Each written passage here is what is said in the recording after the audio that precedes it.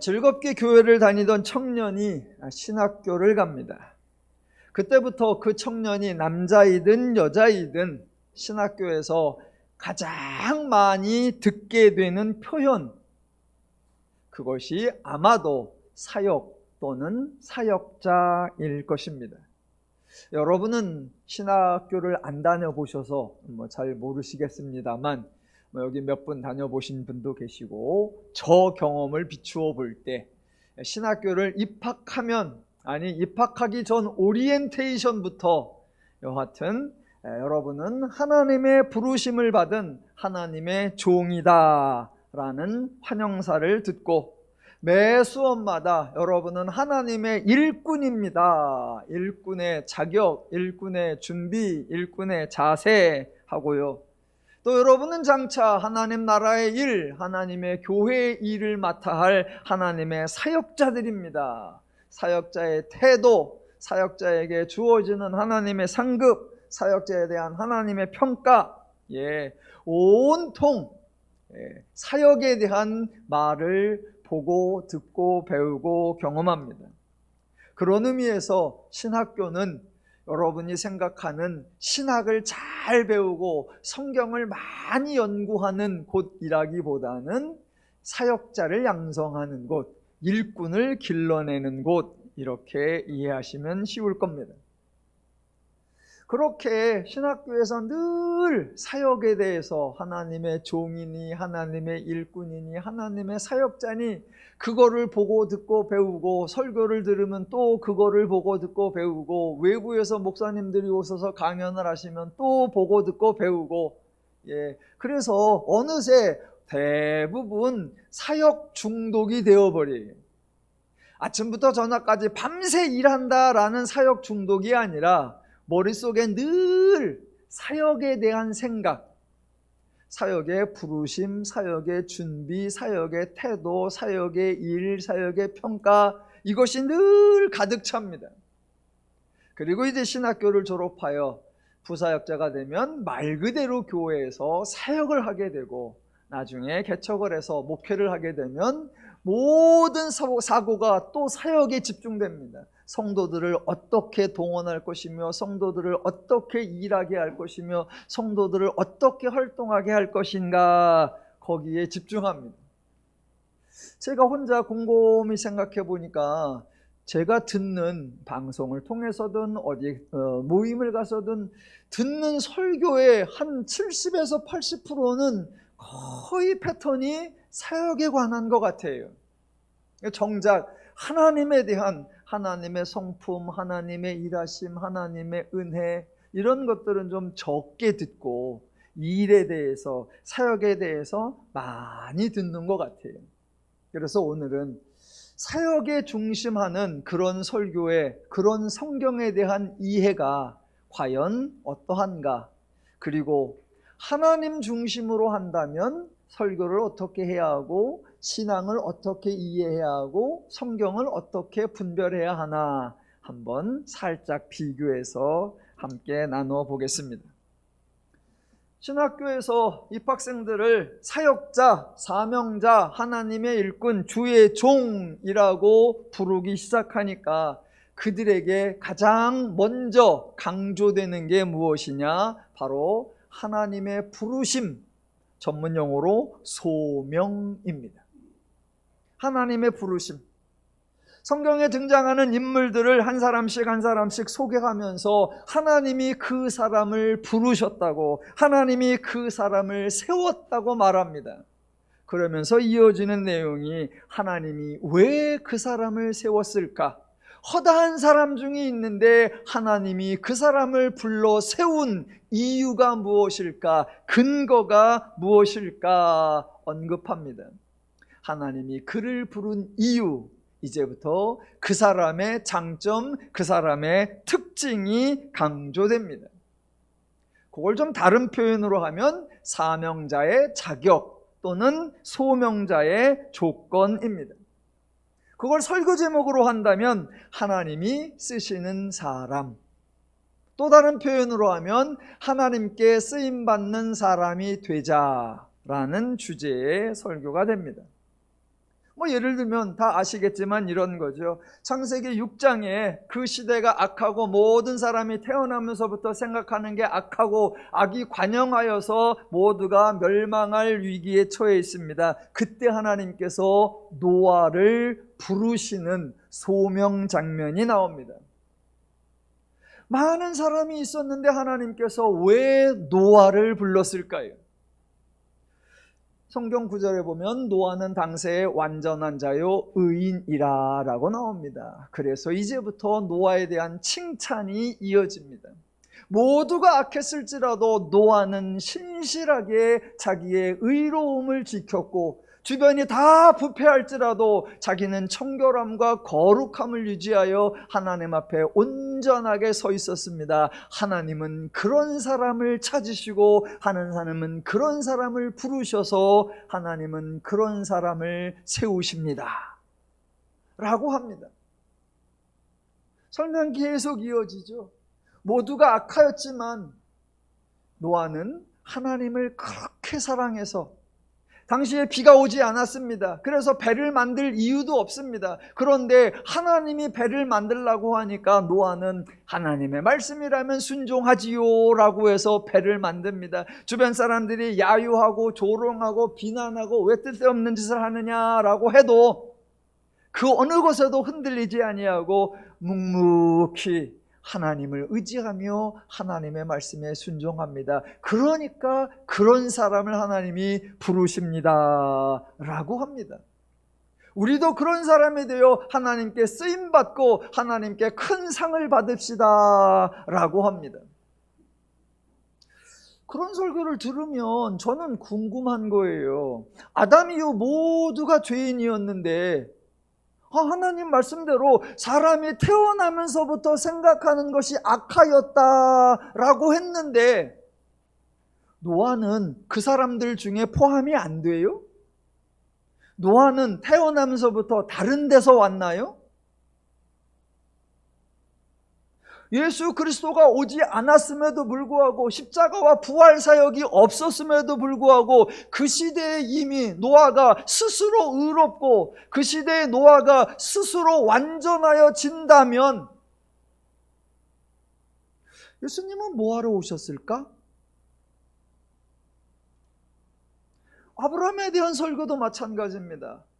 하나님께서 어느 날 아브라함을 찾아오셔서 말씀하십니다.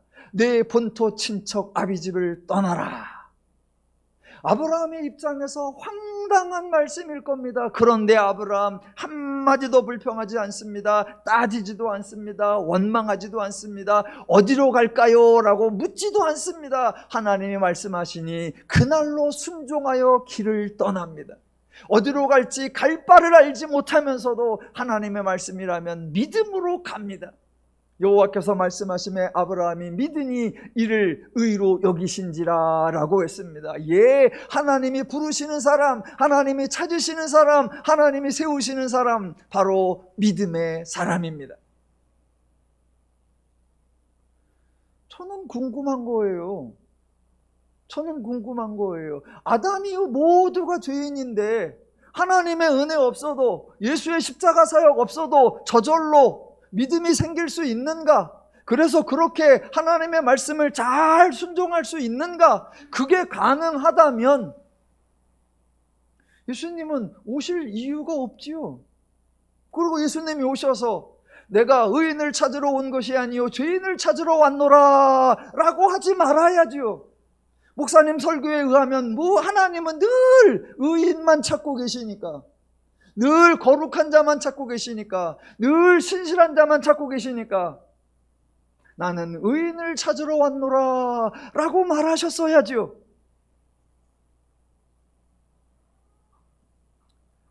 시내고로와도 마찬가지예요. 예수님께서 갈릴리 주변에 지나시다가 항구에서 그물을 고치고 있는 베드로를 부르십니다.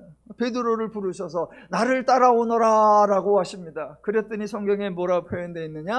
베드로가 그 모든 것을 버려두고 예수를 따르니라 라고 합니다. 그래서 또 목사님들이 그러죠. 예, 베드로는 주님의 말씀이라면 모든 것을 버릴 준비가 되어 있는 사람, 하나님의 말씀이라면 자기의 모든 것을 다 떠날 수 있는 그런 사람, 준비되어 있는 사람, 헌신된 사람, 충성된 사람이었습니다 라고 합니다. 그래서 우리에게도 하나님이 여러분을 부르시면 모든 것을 버리고 모든 것을 남겨두고 떠날 그런 준비를 하십시오. 하나님은 그런 자를 부르셔서 그런 자를 쓰시고 그런 자에게 큰 상을 주십니다 라고 합니다. 그런데 모세 볼까요? 하나님이 모세를 찾아오셨습니다. 양치기라고 있는 모세에게 오셔서 하나님이 애굽으로 가라라고 하니까 모세가 순종하던가요? 안 하지요. 안 합니다. 하나님의 말씀에 바닥바닥 대들면서 하나님이 계셨으면 이런 일이 있었겠습니까? 라고 하면서 하나님이 나를 보낸다고 해도 아무도 믿지 않을 거라고 하면서 계속해서 안 갑니다. 믿음의 모습 없고요, 순종의 모습 없고요, 준비된 모습 없고요, 헌신된 모습 없고요, 의로운 모습 없습니다. 사사 중의 대표 기드온이라고 하는 사람이 있습니다. 하나님이 기드온 몰래 숨어서 타작하여 져먹을 것만 챙기고 있는 그 기드온을 찾아오시죠. 그래서 너를 통해서 이스라엘을 구원하겠다라고 하니까 기드온 아멘 하던가요? 순종하던가요? 아니요. 모세보다 한 발 더 뜹니다. 하나님이 계시면 이 나라가 이 꼴이 되겠냐라고 따지는 거 그 이상 지나서 하나님이 말씀은 그렇게 하시는데 그렇게 하실 능력은 있으시냐고, 그런 실력은 있으시냐고, 내가 하나님 믿고 따라갔다가 괜히 꽝 되는 거 아니냐고, 내가 하나님 한번 시험해 보겠다고 합니다. 그래서 그 시험을 몇 번이나 해요? 자그마치 4번이나 합니다. 무슨 순종이에요? 무슨 믿음이에요? 무슨 의로움이에요? 예. 하나님은 준비되어 있는 사람, 자격이 있는 사람, 조건을 갖춘 사람, 하나님께 희생하고 헌신하고 충성할 그 모든 각오가 되어 있는 사람, 그런 사람을 부르고 그런 사람을 찾고 그런 사람을 세우느냐? 그렇지 않습니다. 안 써요. 안 해요. 자, 하나님이 사람을 부르신다. 전문 용어로 소명이라고 그래요. 자, 성경에 하나님을 부르시는 장면, 소명장이라고 하는 장면들이 성경에 많이 나옵니다. 그런데 하나님이 부르신 사람, 하나님이 찾으신 사람, 하나님이 세우신 사람, 그 모든 공통점이 한 가지가 있습니다. 의로웠다? 아니에요. 순종했다? 아니에요. 믿음이 있었다? 아니에요. 하나님이 찾은 사람, 하나님이 부른 사람, 하나님이 세운 사람 공통점 하나. 예, 그들 모두 위기에 처해 있었다. 그들 모두 곤고함에 처해 있었다. 그들 모두 어려움과 시험과 역경과 고난을 당하고 있었다라는 것입니다. 하나님이 하나님 일을 위해서 쓸만한 사람이 누군가, 내가 내 일을 맡길 만한 준비되고 자격 있는 사람이 누군가 뽑아낸 것이 아니라 하나님이 보니까 어떤 사람이 곤고함에 처져서 어려워하고 있고 힘들어하고 있고 난처해하고 있고 곤란해하고 있고, 더 나아가 그 상황을 극복하고 타개하고 변환시켜낼 어떠한 방법도 능력도 없습니다. 처절하게 당하고 있습니다. 대책이 없습니다. 그걸 보시고 하나님이 안타까워하시는 거예요. 그래서 내가 저를 도와줘야 되겠구나, 내가 저에게 힘이 되어줘야 되겠구나, 내가 저를 새롭게 해줘야 되겠구나 라고 하나님이 그를 찾아오시는 거예요. 여러분에게 한 가지 좀 부탁을 드리겠습니다. 하나님이 사람을 부르신다, 하나님이 사람을 찾으신다, 전문용어로 소명이라 그래요. 그거 말고, 하나님이 우리를 부른다 찾는다 말고 도리어 하나님이 우리를 찾아오신다, 하나님이 우리를 방문하신다, 하나님이 우리를 도우러 친히 오신다, 하나님이 불러내는 거 말고 우리 쪽으로 하나님이 오시는 거, 그거 좀 멋진 용어 좀 하나 좀 만들어 주세요. 하나님의 찾아오심 너무 길어. 하나님의 신방 좀 그래. 하나님의 방문 놀러 오는 것 같아. 좀 멋진 말을 만들어 주세요. 예, 하나님은 일을 시키려고 인간을 데려가려고 오는 것이 아니라 위기에, 시련에, 역경에, 고난에, 어려움에, 문제에 봉착한 사람을 도우려고 하나님이 개입하시는 거예요. 그래서 노아 시대 보세요. 노아 시대 누가 위기예요? 노아를 포함한 모든 사람이 위기지요. 태어날 때부터 생각하는 것이 악하여 서로가 부패하고 서로의 죄가 간영하여 모두가 멸망당할 위기에 처해 있습니다. 스스로 인간들 해결을 못합니다. 다 멸망당할 거예요. 그것을 안타까이 보시고 안 된다, 인간을 보존해야 하고 인간을 이어가야 한다, 어떻게 저들을 살려낼까, 하나님이 오셔서 한 사람을 찾아가셔서 살아날 수 있도록 방주를 지으라고 하시고 살아날 모든 궁리와 대책을 다 세워주시고, 그래서 그 위기를 극복할 수 있도록 하나님이 일해 주시러 그래서 오시는 거예요. 아브라함의 경우도 마찬가지죠. 본토 친척 아비집을 떠나라가 아니라 이미 아브라함은 아버지 데라와 함께 본토 친척 아비집을 떠났습니다. 자기 동네를 떠나서, 자기 나라를 떠나서 먼 곳 가나안 지역까지 이동하려고 가고 있습니다. 지금도 위험하지만 그때 얼마나 위험합니까? 자식도 없어서 대가 끊어질 것 같고 땅떼기도 없고 간다고 한들 누가 나에게 땅을 주기로 보장해 놓은 것도 없고 생사조차도 장담하기 힘든 여행길을 가고 있습니다. 그에게 하나님이 찾아오십니다. 찾아오셔서 하는 말, 다 포기하고 내가 맡기는 일을 하라, 다 버려두고 나를 위하여 수고하라. 아니요, 아니요. 불안하지, 걱정되지, 염려가 되지, 대책이 없지. 내가 너와 함께 할게. 내가 너의 인도자가 되어줄게. 내가 너의 책임자가 되어줄게. 내가 너를 복되게 해줄게. 예, 하나님은 인간을 일시키려고 찾으시는 게 아니라 인간을 도와주시려고 찾아오시는 분이. 야곱의 경우도 마찬가지예요. 야곱이 돌베개 벼고잠 자고 왔죠. 잠결에서 하나님을 만납니다. 그 장면이 어떻게 되죠? 아버지 이삭이 에서에게 음식을 잡아 준비해라, 그럼 내가 축복해 주겠다라고 했는데 엄마가 사사사 꼬셔가지고 야곱이 아버지를 속이고 형을 속여서 축복을 받아냅니다. 그 사실을 알게 된 에서가 동생 야곱을 죽이겠다고 난리를 치니까 엄마가 둘째 아들 야곱을 빨리 외삼촌네 집으로 피난하라고, 도망가라고, 그렇게 느닷없이 졸지에 도망가고 있는 그때, 그래서 정처 없이 가다가 머물 곳이 없어서 한 군데 돌베개 베고 자는 그때 하나님이 야곱을 찾아오시는 거예요. 그러면서 하시는 말, 내가 너와 함께 할게. 가는 동안 함께 하고 거기서 평안히 살게 하고 안전하게 돌아오게 할 테니 걱정하지 마라. 나는 너희 아버지, 너희 할아버지에게도 이 약속을 해주었던 너의 하나님이다 라고 하지요.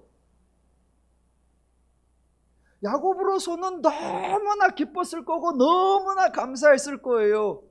가고 싶지도 않았던 길, 간다고 보장되어 있지도 않은 길, 무슨 일이 어떻게 일어날지도 모르는 길, 그 길을 가고 있는데 하나님이 나타나셔서 느닷없이 졸지에 하나님의 일을 떠맡기는 것이 아니라 하나님이 그와 함께 하시고 하나님이 그를 도와주시겠다라고 하니 얼마나 고마웠습니까? 모세의 경우도 마찬가지죠. 하나님이 모세를 찾아오셨습니다. 언제요? 예, 온 이스라엘이 위기에 처해 있을 때, 애굽의 노예가 되어서 종살이를 하고 있습니다. 고된 노동으로 힘들어하고 있습니다. 그래서 하나님께 울부짖었더라 입니다. 예, 그때 하나님이 들으시고 그때 하나님이 기억하시고 그때 하나님이 이스라엘을 구원하기 위하여 이스라엘을 찾아오시는 거고 모세를 찾아오시는 거예요. 사무엘의 경우도 마찬가지고 다윗의 경우도 마찬가지입니다. 이스라엘이 위기에 처해 있고 주변에 강대국이 침입하고 있는데 아무도 나라를 구해낼 능력도 없고 장수도 없고 인재도 없는 그때에 하나님이 나타나셔서 하나님이 한 사람을 도우셔서 그 사람으로 하여금 나라를 구해내게 하고 그 사람으로 하여금 백성의 삶을 평안하게 하고 그 사람으로 하여금 태평성대를 누릴 수 있도록 도와주시러 오시는 분, 그분이 우리 하나님이십니다. 신약성경의 베드로의 경우도 마찬가지예요. 예수님이 베드로를 찾아오셨죠. 언제요? 베드로가 고기도 못 잡을 때. 기억하십시오. 베드로는 어부예요. 직업이 어부. 성경에 베드로가 고기 잡는 사건이 2번이 나오는데 2번 다 한 마리도 못 잡아. 어부로서는 꽝이에요. 도무지 살 수가 없어요. 그렇다고 지역을 떠날 수도 없고 직업을 바꿀 수도 없고 폐류나 되기 딱 좋은 그때에 그를 도와주기 위하여 예수님이 오시는 겁니다. 반대로 생각하시면 보세요. 하나님은 저와 여러분이 건강하게 평안하게 행복하게 부유하고 번성하고 창대하게 잘 살 때에 하나님 찾지 않으세요. 우리에게 별로 부르지 않으세요. 보세요. 내가 어렵고 힘들어. 그런데 하나님이 막 오셔서 나와 함께 하세요. 그러면 너무나 고마워요. 그런데 내가 지금 잘 나가. 내가 지금 형통해. 근데 하나님이 오신다 그래. 반가워요? 불편해요? 지금 잘 나가고 있는데, 지금 평안하고 있는데, 지금 즐겁게 잘 살고 있는데 오셔서 한마디를 하시려고 그래. 그럼 그게 조언 같아요? 잔소리 같아요? 지금 잘하고 있는데. 성경을 보시면 잘 나가는 인간에게 찾아오신 적이 없어요. 왜? 잘하니까. 자, 아브라함의 본토 친척 아벨 집을 떠나 유랑할 때 하나님이 오셔서 약속을 해주셨지요. 드디어 하나님이 아들을 낳게 하고 드디어 가나안 땅에 정착하여 드디어 농사를 잘 짓고 부유하고 번성하게 살고 있습니다. 그때 하나님 나타나신 적이 없어요. 그때 하나님에게 이제 살 만큼 살았으니 이제 노년은 나를 위해 희생하면서 살아라 부르신 적 없습니다. 없어요. 그래서 터잡고 잘 살다가 부인 죽으니까 후처 얻어서 더 잘 살았어요.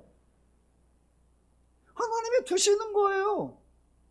왜? 잘 나가고 있잖아요. 굳이 간섭 안 하셔도 되잖아요.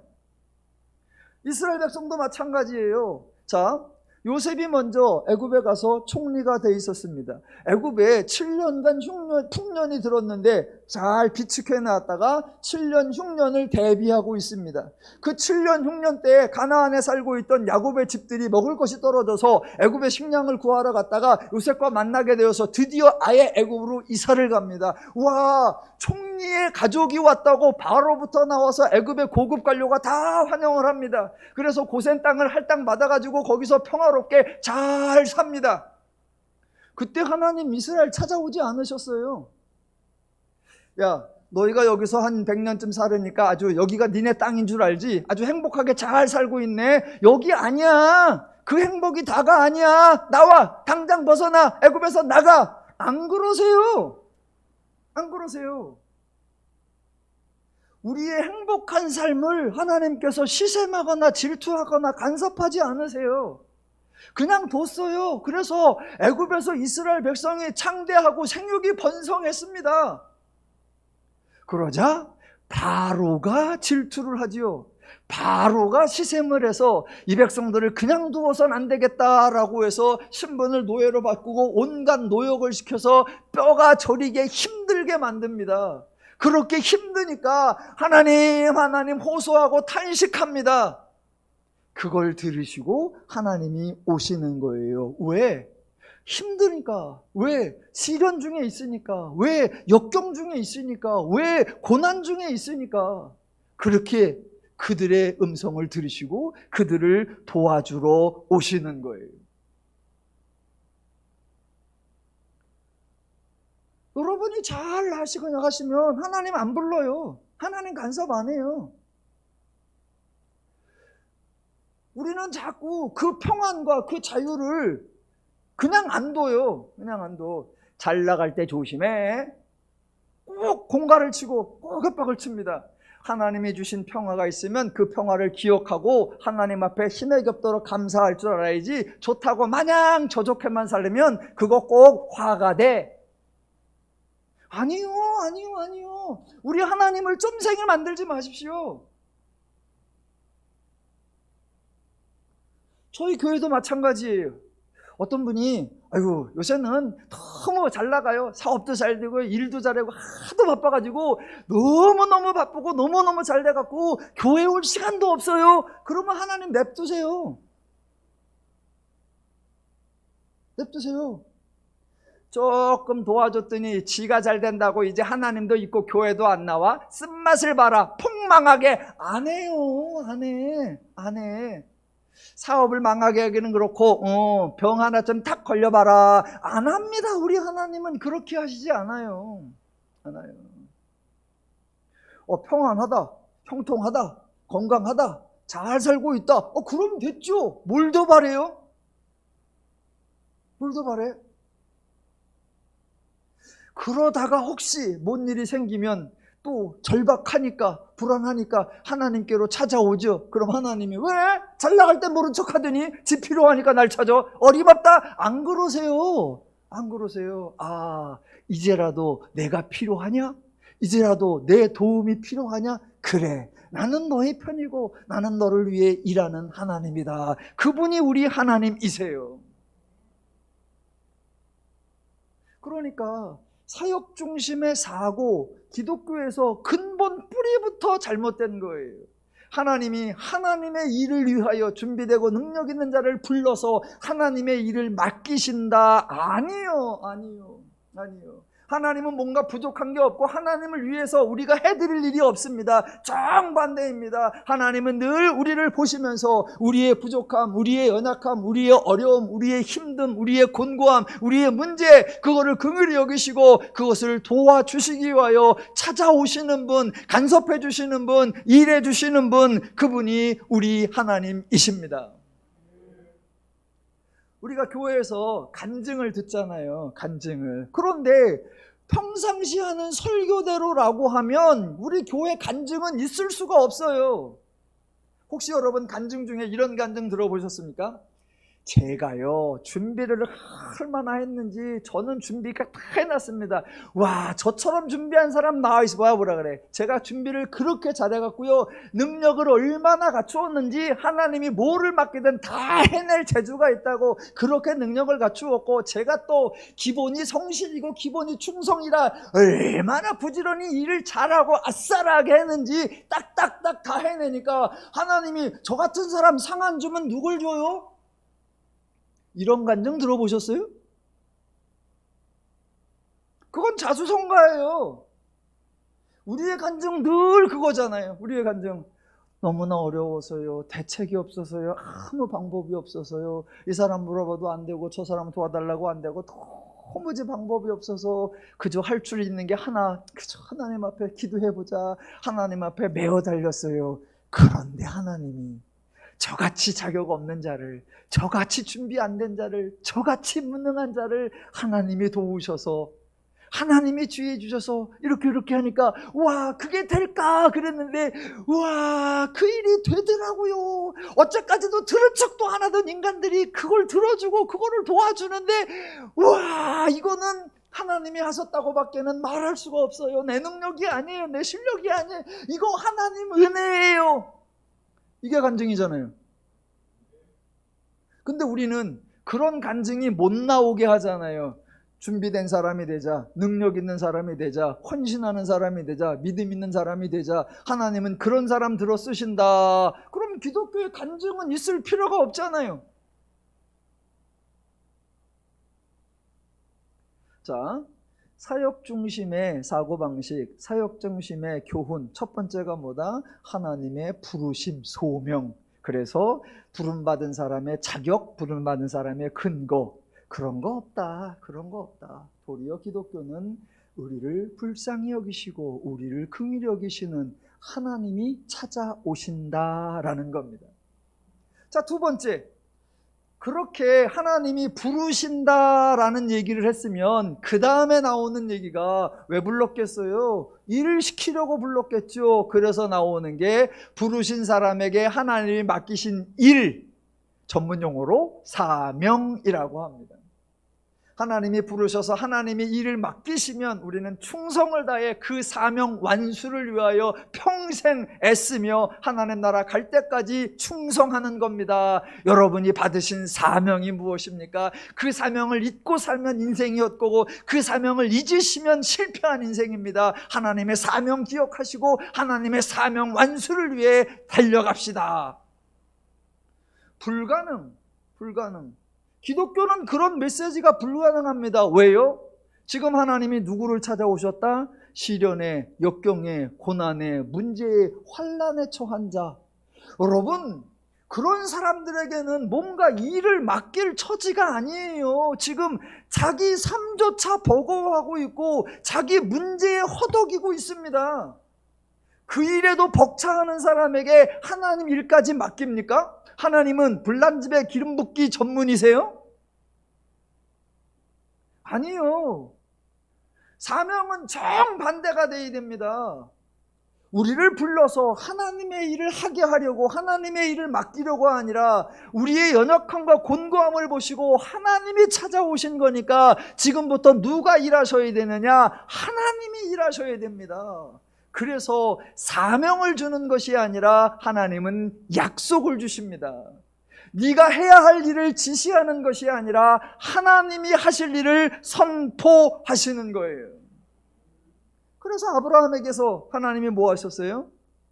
이미 본토 친척 아버지를 떠나서 자식도 없는 상태에 갈 곳도 없는 상태에 유랑하고 있는 그에게 오셔서 하나님이 약속하시죠.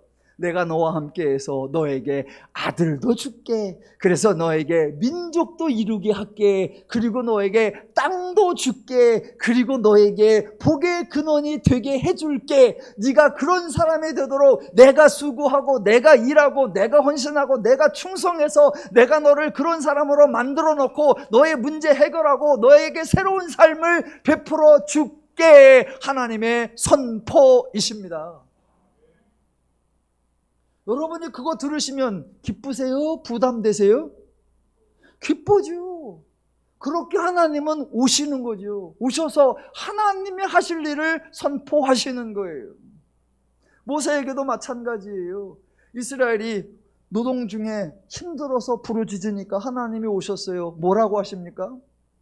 하나님이 하실 일을 선포했잖아요. 내가 내 백성의 고통을 보았고 내 백성의 부르짖음을 들었고 내가 조상들에게 한 약속을 기억하여 내가 너희에게 주리라고 한 땅을 주겠다. 그래서 너희를 인도하여 내겠다. 누가요? 내가 하겠다. 선포해요. 거기서 그 유명한 모세의 실수가 나오죠. 하나님이 하시겠다는 걸 이해를 못했어요. 자기가 해야 되는 줄 알았어요. 그래서 모세가 하는 말, 내가 누구이기에 바로에게 가면 내가 어떻게 이 백성을 애굽에서 건져내리까? 그때 하나님 말씀을 너 그런 거 신경 쓰지 마. 너 걱정하지 마. 내가 그렇게 할게. 내가 아니 증거도 보여줄게. 네가 백성을 다 끌고 나와서 광야에서 나한테 제사를 드릴 거예요. 내가 그렇게 할게. 아니요. 가면 바로도 안 믿고 백성들도 하나님이 나를 보냈다는 걸 안 믿을 겁니다. 신경 쓰지 마. 네가 믿게 안 해도 돼. 내가 알아서 다 할게. 너는 딱 한 가지만 해줄래? 뭐요? 말. 그래서 모세는 가서 말만 합니다. 말만. 저기 바로 하나님이 그러는데 나일강이 물이 될 거래. 끝. 물이 되고 바로 내일이면 개구리가 나온대. 끝. 그거 되고 바로 내일이면 니네 아들 다 죽는데. 끝. 예, 역사 누가 하는 거다? 하나님이요. 하나님이. 홍해 앞에서 하나님이 너는 이 강물을 빨리 퍼내어 백성들을 안전하게 건너게 하라. 아니요. 모세도 불안해하고 있으니까 하나님께서 너 왜 거기서 주저하고 있느냐? 걱정하지 마라. 너는 손을 들어라. 그럴 때 하나님이 동풍으로 바다를 싹 갈르시잖아요. 그런 경험을 하니까 모세도 뭐라고 합니까? 너희는 가만히 서서 여호와의 일하심을 보라. 예, 기독교는 누가 일하시는 종교라고요? 예, 하나님이 일하시는 종교입니다. 야곱도 마찬가지였어요. 저는 야곱이 참 멋있어요. 예, 여러분도 야곱 같아지시길 바래요. 뭐라 그래요? 자, 꿈속에 나타나서 하나님이 내가 너를 인도하여 안전하게 가게 하고 평안히 살게 하다가 소산을 이루어 돌아오게 하겠다 그럽니다. 잠결에 그 소리를 들었어요. 야곱이 딱 깨더니 뭐라고 한다? 하나님 진짜 그래요? 그러면 하나님이 한번 해보세요. 저로 하여금 안전하게 가게 하고 평안히 살게 하고 소산을 거두어 잘 돌아오게 해보세요. 그러면 그때 내가 하나님을 내 하나님으로 인정할게요. 뭐 이 정도는 돼야죠. 죄인의 담대함과 죄인의 뻔뻔함은 그 정도 돼야죠. 저기요, 하나님, 제 주변에 널린 게 신이거든요. 전부 다 신이 많아요. 제가 지금 선택권이 많아요. 보이지도 않는 여호와가 감히 내 앞에 신 되려고, 그게 나라고 그냥 막 가는 게 아니에요. 그러니까 하나님이 나를 하나님이 될 만한가, 내가 좀 점검을 해볼 테니까 잘 가게 하고 평안히 살게 하고 잘 돌아오게 한번 해봐요. 그러면 내가 내 하나님 인정해주고 내 소산을 많이 거두게 해봐요. 그러면 그때 10분의 1 드려줄게. 요런 고약한 아니요, 하나님은 그래 알았다 다 들어주시잖아요. 그래서 나중에 야복강가로 돌아왔을 때 야곱이 고백하지요. 내가 빈손 들고 갔는데 외삼촌 라반이 10번이나 나를 속였는데 하나님께서 나를 지키고 하나님께서 복주사 오늘 나로 하여금 두 때를 이루고 오게 하였나이다. 예, 하나님은 야곱의 것을 빼앗아 가시는 분이 아니라 야곱을 위해 일하셔서 야곱을 풍성하게 하셔서 야곱에게서 저분이 나의 하나님이다 고백하게 만들어내시는 일하시는 하나님이십니다. 사명이 없어요. 사명이 맡기는 일이 없습니다. 하나님이 다윗을 불렀죠. 왜요? 이스라엘이 위기에 처해 있잖아요. 백성들이 우리도 왕이 있어야 되겠습니다. 주변의 나라 블레셋을 보니까 왕이 있어서 전투도 잘하고 그러는데 우리나라는 대표적 지도자가 없으니까 이게 싸움도 못하고 그럽니다. 그래, 왕을 세워라. 그랬더니 사울을 세워놨더니 문제거리가 더 많아져. 대책이 안 서. 그러니까 하나님께서 다윗을 통하여 그 나라를 이기게 하시고 하셔서 그로 하여금 왕이 되어서 부국 강성하게 하고 태평성대를 누릴 수 있도록 하나님이 도와주시잖아요. 하나님은 단 한 번도 다윗에게 너는 왕이 되거라, 정적을 물리치고 주변의 장수들을 다 물리친 후에 왕이 되어서 왕궁을 짓고 그 왕궁보다 10배 큰 하나님의 성전을 지어라, 그런 사명을 주신 적이 없습니다. 없습니다. 그러니까 기독교의 가장 근본, 하나님이 인간을 찾아오신다. 왜? 하나님은 하나님이세요. 하나님에게 필요한 일이 없고 하나님을 개선시킬 일이 없고 하나님을 더 추가할 일이 없습니다. 하나님을 위한 일이 없으니 하나님이 우리를 하나님의 일에 동원할 것도 없습니다. 도리어 하나님이 우리를 보시는 거예요. 우리를 보시고 잘 나간다 그러면 두시는 거예요. 그래, 잘 사는구나 두시는 거예요. 위기에 처했다 그럼 도우시는 거예요. 혹시 또 다음 주부터 다 안 나오실라? 전부 다 문자만 남기시겠네. 저 요새 평안해요. 저 요새 형통해요. 잘 나가니까 간섭하지 마세요. 예, 간섭 안 할게요. 그러면 교회를 뭐하러 옵니까? 예, 형통하실 때 또 오셔서 하나님 말씀 들을 때 형통한 것보다 더 담대함과 더 견고함과 더 기쁨과 더 지혜가 충만하니까 그래서 오시는 거지요. 예, 할렐루야. 예, 기독교의 하나님은 일하시는 분이에요. 그래서 정리해 봅니다. 하나님이 찾는 사람, 하나님의 부르시는 사람의 자격과 조건 없다. 도리어 위기에 처하고 시련과 역경과 고난에 처한 자를 하나님께서 찾아오신다. 당연히 그러니까 그들에게 맡기는 일, 부탁하는 일, 지시하는 일 없다. 도리어 하나님이 그들을 위해 수고하고 일해 주신다라는 겁니다. 세 번째, 하나님의 부르심, 소명이 나오면 하나님의 주시는 일, 사명이 나오죠. 그러면 세 번째는 뭐다? 사명자의 자세, 사명자의 태도입니다. 첫 번째는 부름받는 자격이나 조건이고, 요 세 번째는 부르심 받은 자, 하나님의 일을 맡은 자, 이 사람은 어떻게 해야 되느냐? 대표적으로 나오는 게 맡은 자에게 구할 것은 충성이니라. 여러분 충성하십시오. 충성하는 신용만 하지 말고 충성을 하십시오. 성경에 보니까 뭐라고 했습니까? 내가 죽도록 충성하라. 예, 주님을 위하여 충성하다가 죽으시면 하나님이 기뻐하실 겁니다. 천국에서 상이 클 겁니다. 그러면서 이제 성경의 한 구절을 예를 들죠. 성경에 충성의 가장 아름다운 모습이 하나 있습니다. 그러면서 소개해요. 그게 뭐냐? 야곱의 이야기.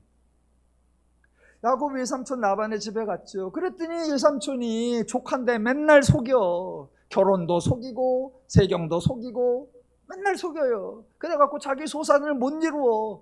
가족을 못 이루어. 가산을 못 이루어. 그러니까 하나님 앞에, 하나님 이러다가 저는 빈털터리가 되겠습니다. 그러니까 하나님이 도우셔가지고 아롱아롱진 거 생기게 해가지고 가산이 풍부하게 해요. 나중에 이제 그렇게 하죠. 외삼촌 라반의 아들들이 야곱을 시기하죠. 네, 저 야곱이 재산을 많이 이룬다. 저거 우리 아버지 거 다 뺏어간 거다. 그래요. 그때 야곱이 변명하죠. 아니, 외삼촌이 나를 그렇게 속였는데 하나님이 나를 도와주셨고, 그래서 내가 외삼촌의 양과 염소를 먹지 아니하였고, 혹시라도 잃은 것이 있으면 외삼촌이 나에게 요구하여서 내가 보상을 다 했노라. 내가 외삼촌의 소와 양을 위해서 눈붙일 겨를도 없이 일하였나이다 라고 고백해요. 목사님들이 부사역자들 데리고 가장 좋아하는 말, 부사역자들의 태도 어떻게 일해야 된다? 눈붙일 겨를도 없이. 그렇게 일해놓고도 나중에 뭐라고 했다? 나는 무익한 종이로소이다. 이러니까 열정페이가 지구상에서 가장 심각한 데가 어디예요? 바로 교회죠. 아니요. 기독교는 그런 방식이 아닙니다. 정반대예요. 어려움에 처한 자 도와주기로 하나님이 오셨고, 그를 위해 하나님이 일하시니까 태도, 자세 누가 해야 된다? 하나님이요. 그래서 성경은 열심이라는 단어를 인간에게 쓰지 않고 하나님에게 쓰는 거예요. 하나님의 열심히 이루시리라. 여러 번 말씀드린 적이 있는데, 여러분, 하나님은 인간을 열심내라고 닥달하지 않습니다. 너희가 열심내지 않아서 망했다, 너희가 나태해서 망했다, 너희가 게을러서 망했다. 아니요. 인간을 열심내라고 닥달하지 않아요. 왜 하나님은 인간을 열심내라고 닥달하지 않을까요? 그 이유는 간단합니다. 이미 열심히 살고 계시잖아요. 안 그러세요? 이미 열심히 사시잖아요. 이미 부지런히 사시잖아요. 이미 눈코 뜰 새 없이 사시잖아요. 세상 자체가 여러분을 한량으로 놔두지를 않잖아요. 하나님은 그걸 아시는 거예요. 그래서 왜 게으르냐, 왜 나태하느냐, 왜 한량처럼 지내느냐, 안 그러세요. 그래서 성경에서 열심은 인간에게 붙이는 게 아니고 하나님에게 붙이는 거예요. 여러분, 이게 기적 같은 거라니까요. 여러분이 가끔 영화나 이런 거 보면 여러분의 상상 속에 신이 되고 싶은 일이 있잖아요. 나도 좀 신이 됐으면 좋겠다. 왜? 놀고 먹으려고.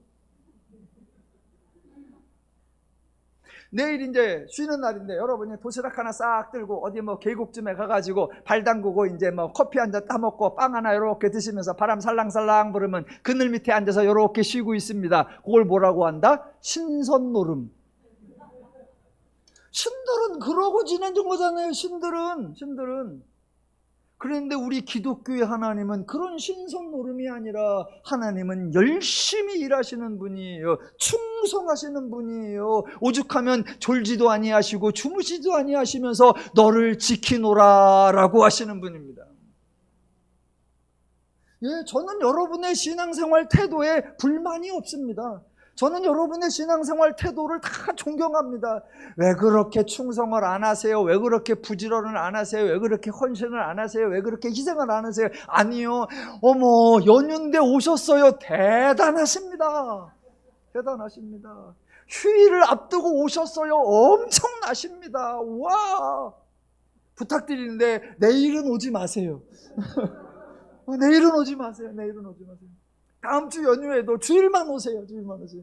월요일은 오지 마세요. 예. 사역자의 태도, 사역자의 헌신? 아니요. 아니요.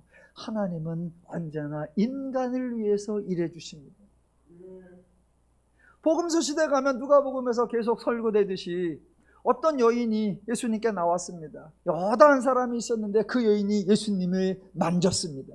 그러니까 사람들은 뭐라고 한다? 어떤 사람이 고침을 받고 어떤 사람이 은혜를 받느냐? 예수님을 만지려고 하는 의지를 가진 자, 예수님을 만지려고 손을 뻗는 수고를 한 자, 그런 자가 하나님의 은혜를 받습니다. 또 맹인이 예수가 지나간다는 소식을 듣고 다윗의 자손 예수여 나를 불쌍히 여기소서 라고 소리를 질렀습니다. 주변에서 막 말립니다. 그래도 더 크게 부르짖습니다. 그렇게 열정이 있는 자, 그렇게 외치는 자, 그렇게 수고하는 자, 그런 자에게 하나님의 복이 임합니다. 아니요, 아니요, 아니요, 아니요. 성경에 그런 사람 5명도 안 돼. 그런데 허다한 각색 병든 자와 갖가지 귀신 들린 자가 나오매 하나님 예수님께서 일일이 안수하여 고쳐주시더라. 여러분은 허다한 쪽에 서시기를 주님의 이름으로 축원합니다. 이 허다한 쪽에 있으면 되잖아요. 허다한 쪽에. 허다한 쪽에. 안 만져도 돼. 부르짖지 않아도 돼. 우리를 긍휼히 여기고 우리를 도우러 오신 그분이 우리를 간섭하시고 우리를 위해 주셔서 우리의 문제 해결해 주시고 은혜와 복과 사랑 베풀어 주시는 분, 우리 하나님이십니다. 어느 날 한 5,000명이 모였어요. 5,000명이.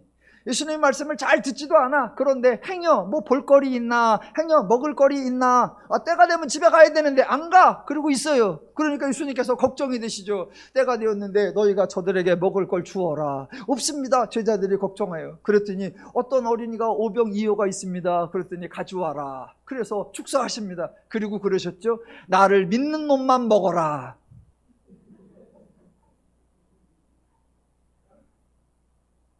아니요, 아니요. 거기 있던 사람들 다 먹게 하셨잖아요. 허다한 무리 다 먹게 하셨잖아요. 그러면 또 거기 있는 사람만 먹게 하셨나요? 사람들이 그래도 양심이 있으니까 아유 때를 챙겨주시니 고맙네. 아유 나라도 먹으니까 고마워. 그래나요? 그때 꼭 생각나 집에 있는 사람이. 그래서 지 먹을 거 챙기고 집에 있는 사람들 챙기고 그때 예수님이 야야야 채소 여기에 왔으는 그런 정성을 들이고 그런 수고한 자는 먹을 수 있지만 오지도 않고 집구석에 디비져 있는 놈들을 그거 뭐가 이쁘다고 줘. 안 돼. 먹기만 해. 싸가지는 마. 안 그러신단 말입니다. 우리 주님은. 우리 주님은 긍휼이 많으신 분. 그래 생각이 나냐? 네 배 부르다고 끝이 아니라 집에 있는 사람들이 생각이 나냐? 그래서 그들에게 먹을 것을 가져가고 싶냐? 그래 챙겨라. 그래 챙겨라. 그 예수님을 본받아 오늘 주의 만찬에도 챙겨가세요. 챙겨가세요. 2개도 챙겨가시고 3개도 챙겨가시고 4개도 챙겨가시고 대신 챙기다가 뒷사람께 먹을 게 있나는 좀 보세요. 제가 예수님 수준이 아니니까 저는 막 나오긴 못해. 기독교는 근본 패턴이 세상과 다른 거예요. 근본 원리가, 근본 방식이 세상과 다른 거예요. 세상과 다른 거예요.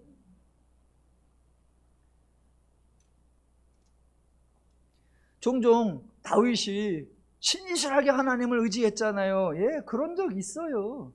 그런 적 있어요. 초창기에 하나님께 전쟁에 나가리이까? 전쟁에 나가리이까? 매번 물어봐요. 물어봐. 그런데요, 나중엔 안 물어요. 처음은 왜 물어본다? 절박하니까. 자기도 연소하고 군대도 없고 무기도 없고 훈련도 안 되고, 그러니까 적군은 쳐들어오고 쫄리니까 어쩔 수 없으니까 저기요 하나님 나갈까요? 물어봐. 하나님이 도와주시죠. 그래 나가라. 이기게 하시죠. 이제 몇 년 동안 그래서 이제 헤브론에서 들어가 이제 예루살렘에 딱 정착하고 나라도 세우고 돈 들여가지고 용병들도 사오고 말과 군사도 많이 사오고 군대를 빵빵하게 유지해 놨습니다. 그쯤 되니까 이제 기도 안 해요. 기도 안 해. 왜? 믿는 구석 생겼으니까. 그럼 또 하나님이 고약한 놈 몇 번 도와주니까 지가 조금 이긴다고 이제 나를 무시하네. 에라이 쳐라. 안 그러십니다. 안 그러세요. 아, 할만하냐? 그래서 전쟁 나가서 이길 수 있겠냐? 그래, 그럼 가서 해라. 하시는 거예요. 하시는 거예요. 물론 교만해가지고 하나님 없어도 까딱없습니다. 나 혼자도 다 해요. 그래다 망한 게 사울이죠. 다윗은 그런 마음이 아니라 하나님의 은혜로, 하나님이 주신 부유함으로 준비 잘 해놨습니다. 하나님 하겠습니다. 예, 괜찮아요. 또 종종 사람들은 그럽니다. 하나님이 소명으로 부르셔서 사명을 맡기셨다. 그에게 충성과 헌신을 기대하신다. 그런데 그 사람들이 부르심과 사명에 적합하지 못할까 봐 하나님께서 그들을 시련과 역경과 고난으로 시험하시고 연단하시고 훈련하신다라고 말합니다. 아니요. 불가능. 왜요? 지금 누구를 찾아오셨다? 역경 중에 있는 자, 환난 중에 있는 자, 고난 중에 있는 자. 아니 이미 환난 중에 있는데, 이미 시련 중에 있는데, 이미 아픔 중에 있는데 거기다가 무슨 훈련이랍시고 시험과 연단을 또 줘요. 뭘 또 주냐고요? 이미 자기가 당하고 있는 것도 버거워서 하나님께 도움을 구해야 하는데 거기다가 뭘 또 엎치기 덮치기로 훈련을 또 시켜요. 기독교는 하나님이 인간 중에 쓸만한 인간이 있나 시험하는 종교가 아니라 인간이 저분을 내 하나님으로 믿을 만한가 라고 인간이 시험하는 거예요. 더 나아가면 시험하기 전에 하나님이 미리 확증해 주시고 하나님이 검증해 주시는 거예요. 나 이 정도면 믿을 만하겠니? 나 이 정도면 네가 나를 신뢰할 수 있겠니?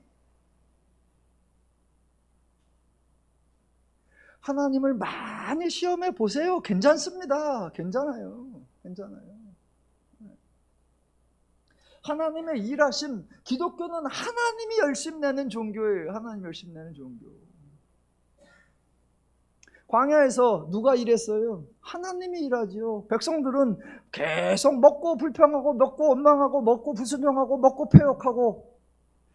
하나님이 참 어지간하세요. 저것들이 먹여놓으니까 계속 불평만 해. 저것들 한 일주일만 굶겨보자. 그런 마음 들죠. 뭐 힘쓸 거 있어. 일주일만 딱 굶기면 불평할래도 힘이 없어 못해. 원망할래도 기력이 없어. 그런데 하나님은 아이고 기력이 없어서 원망도 못해. 일단 먹어.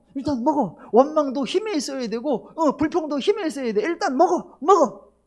먹여놓으니까 또 와서서 부추도 좀 먹어. 수박도 좀 먹어. 고기도 좀 먹어. 예. 까짓것 좀 불순종하면 어때요? 까짓것 좀 불평하면 어때요? 죄인이 그렇지. 또 은혜 주셔서 저와 여러분을 강건하게 새롭게 만들어 주시는 분, 그분이 우리 하나님이십니다. 저는 하나님이 그런 분이라 그랬지 제가 그런 분이 아니에요. 저는 삐집니다. 저는 삐져요. 저는 시험에 들고요.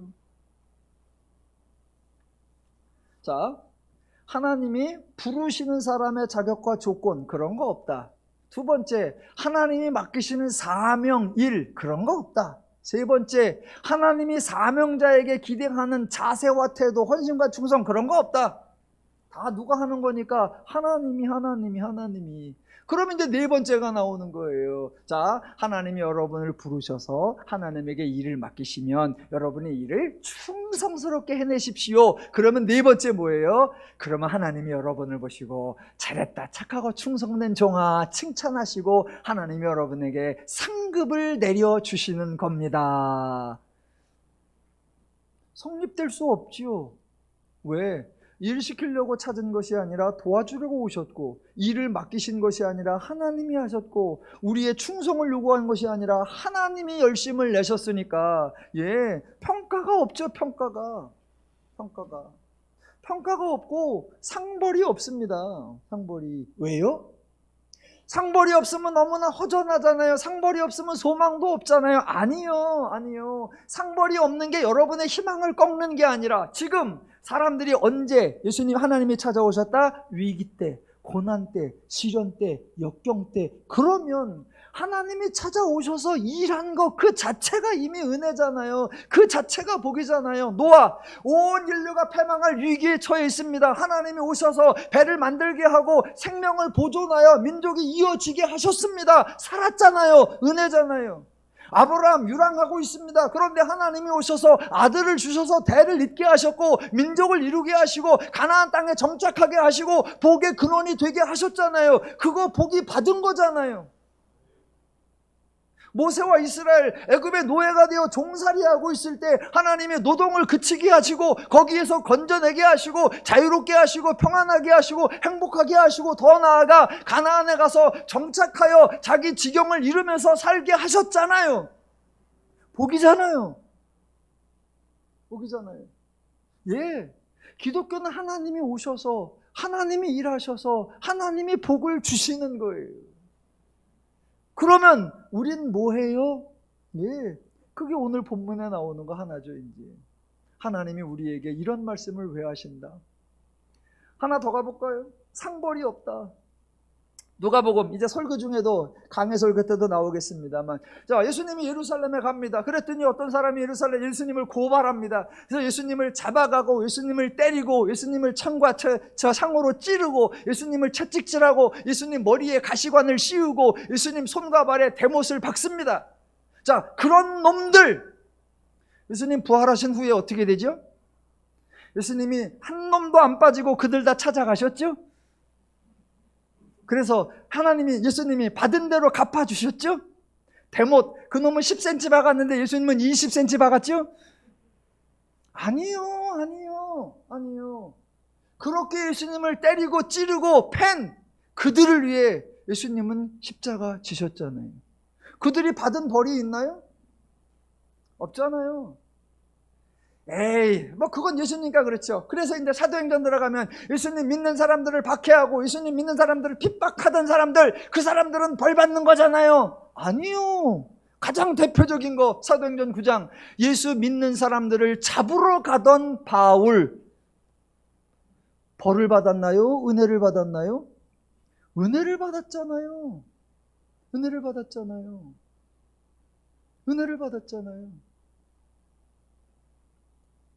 하나님은 죄인을 긍휼히 여기시는 자예요. 하나님은 죄인을 불쌍히 여기시는 자예요.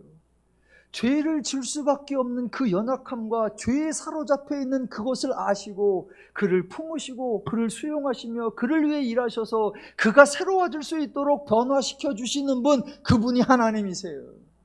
기독교는 인간의 수고로 하나님을 감동시키고 인간의 헌신으로 하나님을 새롭게 하는 종교가 아니에요. 하나님의 수고로 인간을 변화시키고 하나님의 헌신으로 인간을 새롭게 하며 하나님의 열심으로 인간이 자유와 평화와 안식을 누리게 하는 종교, 그것이 기독교요. 그분이 우리 하나님이십니다. 이것이 복음이요. 이것이 더누림교회의 누림신학입니다. 오늘 신명기 6장에 신명기는 애굽에서 나와서 광야 생활 다 지나고 가나안 땅에 들어가기 직전입니다. 그때 하나님이 미리 말씀해 주시는 거예요. 내가 너희에게 이 율례와 이 규례와 이 법도 하나님의 말씀을 주었다. 나중에 애들이 물을 거다. 아들이든 딸이든 자녀든 후속이든 아버지 이게 뭐야? 라고 묻거든. 설명해 주어라. 뭐라고요? 지금 제가 한 것처럼 설명하라는 거죠. 우리가 애굽에서 종살이를 하고 있었거든. 우리가 힘들었거든. 우리가 다 버거웠거든. 우리에게 아무 능력이 없었거든. 우리에게 아무 대책이 없었거든. 그런데 하나님이 우리를 기억하시고 우리의 부르짖음을 들으시고 우리 조상에게 하신 약속을 기억하셔서 그분이 오셔서 그분이 우리를 건져내셨거든. 그분이 우리를 위해 그렇게 일하셨거든. 그러면서 우리에게 너희가 요렇게 살면 행복하고 요렇게 살면 자유롭고 요렇게 살면 화목하고 요렇게 살면 평안하다라고 알려주신 거야. 너 부담스럽게 하는 게 아니고 너 짐지게 하는 거 아니고 너 어렵게 하는 게 아니고 너 간섭해 하는 게 아니고 이렇게 해서 네가 복을 항상 누리며 살도록 하기 위하여 하나님이 안내해 주신 거야. 예, 그게 오늘 말씀이에요.